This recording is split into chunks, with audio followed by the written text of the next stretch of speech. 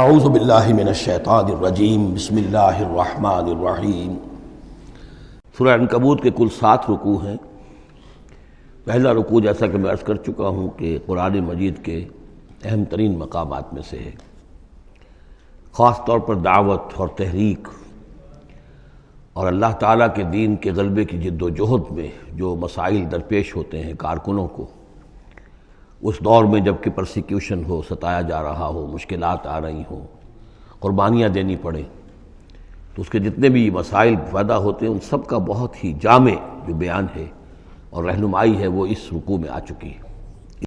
تو یہ نوٹ کر لیجئے کہ مطالعہ قرآن حکیم کے جس منتخب نصاب کا میں تذکرہ کرتا رہا ہوں چند دنوں سے، اس کا جو 5واں حصہ ہے، اس کا پہلا سبق جو ہے وہ اسی سورہ عنکبوت کے پہلے رکوع پر مشتمل ہے، اور یہ اس حصے کا یوں سمجھیے کہ بمنزلہ فاتحہ ہے اس حصے کے لیے۔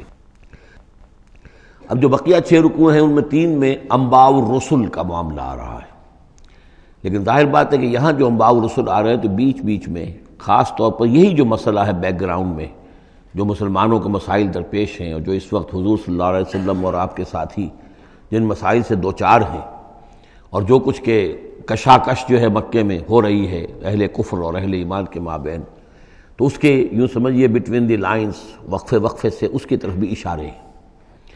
پھر جو بقیہ 3 رکوع رہ جائیں گے ان 3 رکوعوں میں 2 لڑیاں ہیں جو بٹی ہوئی ہیں۔ ایک لڑی میں خطاب ہے مشرکین عرب کی طرف، اور ایک لڑی میں جو اہل ایمان تھے، جو حضور صلی اللہ علیہ وسلم پر ایمان لائے تھے، جو ان مشکلات سے دوچار تھے، وہاں بھی پھر گن کر 10 ہدایات ان کو دی گئی ہیں۔ لیکن وہاں یہی ہے کہ وہ بٹی ہوئی ہونے کی وجہ سے لڑیاں وہ کٹا پھٹا معاملہ ہوگا، جیسے کہ سورہ بقرہ میں آپ کو بتا چکا ہوں یا سورہ نساء میں۔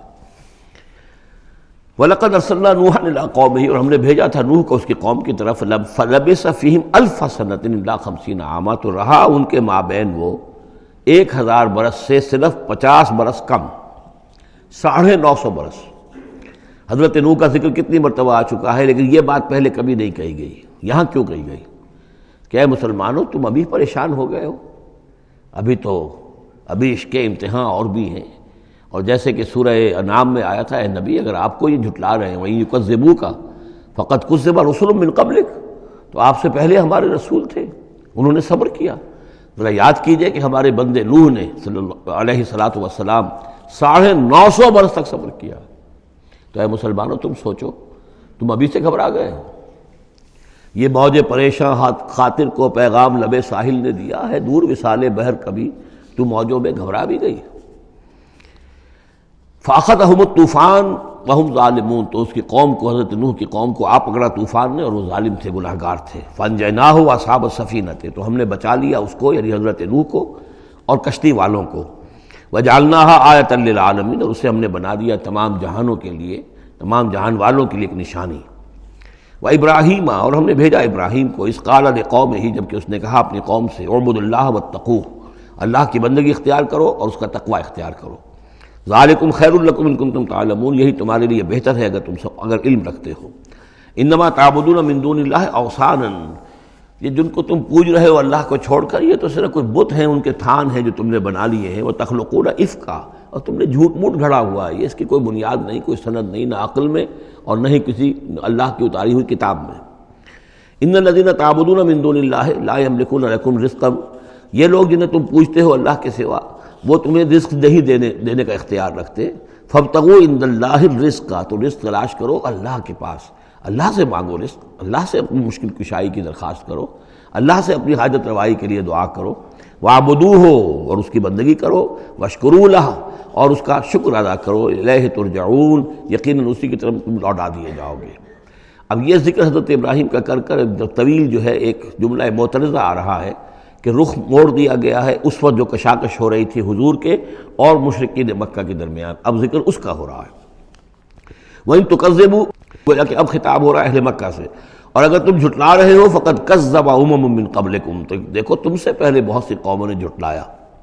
وما علی الرسول الا البلاغ المبین، اور ہمارے رسول پر محمد پر صلی اللہ علیہ وسلم کوئی ذمہ داری نہیں ہے سوائے واضح طور پر اور صاف صاف پہنچا دینے کے۔ اولم یروا کیف یبدی اللہ الخلق ثم یعیدہ، کیا وہ دیکھتے نہیں ہے کیسے اللہ تعالیٰ تخلیق پہلی مرتبہ کرتا ہے پھر وہ دوبارہ بھی کرے گا۔ ان ذالک علی اللہ یسیر، اور یہ اللہ تعالیٰ پر بہت آسان ہے۔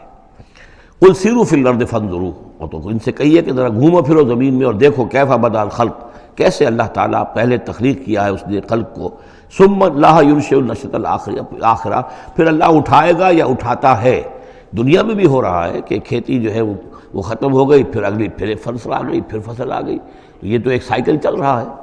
اور پھر یہ کہ اللہ تعالیٰ دوسری مرتبہ تمہیں اسی طرح اٹھا دے گا۔ نشأۃ آخرہ جو ہے آخرت کی جو تمہیں اٹھانا ہے وہ اللہ کے اختیار میں ہے۔ ان اللہ علی کل شیء قدیر، یقیناً اللہ ہر شے پر قادر ہے۔ یعذب من یشاء ویرحم من یشاء، وہ جس کو چاہتا ہے عذاب دیتا ہے دے گا، اور جس کو چاہے گا رحم فرمائے گا۔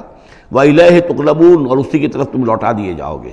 وما انتم بمعجزین فی الارض، اور تم اسے شکست نہیں دے سکتے زمین میں، ولا فی السماء، نہ آسمان میں، نہ زمین میں کہیں بھاگ کر نہ آسمان میں کہیں بھاگ کر اللہ کو عاجز کر سکتے ہو۔ وما لکم من دون اللہ من ولی ولا نصیر، اور نہیں ہے کوئی تمہارا اللہ کے سوا نہ حمایتی، یعنی اللہ کے ورے یا اللہ کے مقابلے میں۔ یہ دون کا لفظ بہت سے معنی دیتا ہے عربی زبان میں، دیکھنا ہوتا ہے کس کانٹیکسٹ میں کیا معنی ہے۔ اس کانٹیکسٹ میں اللہ کے مقابلے میں تمہارا کوئی نہ ولی ہوگا نہ نصیر ہوگا، نہ کوئی حمایتی نہ مددگار۔